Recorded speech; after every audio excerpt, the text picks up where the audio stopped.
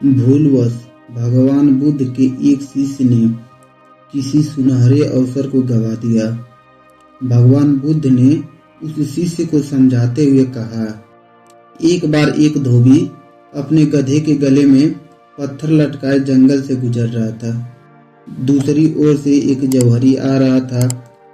उसने गधे के गले में उस पत्थर को देखा। दरअसल वह पत्थर नहीं था, वह एक हीरा था जिसकी जानकारी धोबी को नहीं थी।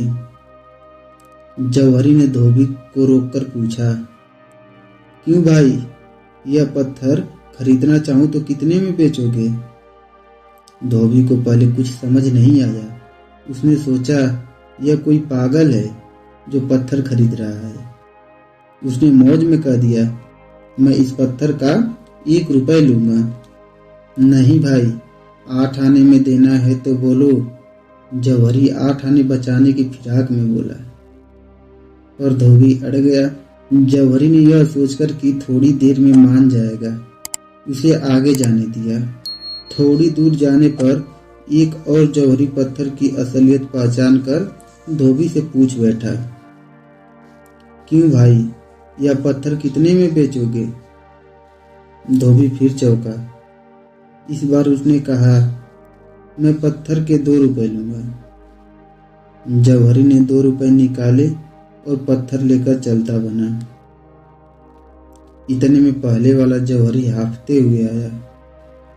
उसने बोला, भाई लो अपना पूरा 1 रुपए और मुझे पत्थर दे दो। धोबी ने बताया कि पत्थर तो 2 रुपए का बिक चुका। जौहरी बहुत गुस्से में बोला, मूर्ख, वह पत्थर नहीं, लाखों का हीरा था। उसकी बात सुनकर धोबी हंसकर बोला, सबसे बड़े मूर्ख तो तुम हो। लाखों के फायदे को तुमने 8 आने के लाभ के लिए छोड़ दिया। तुम लोभी तो हो ही, उसके साथ साथ मूर्ख भी हो, जो ऐसे उचित अवसर को हाथों से जाने दिया।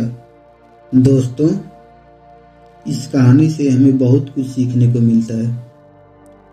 सबसे पहली बात तो हमें कभी भी अपने आए हुए उचित अवसर को ठुकराना नहीं चाहिए।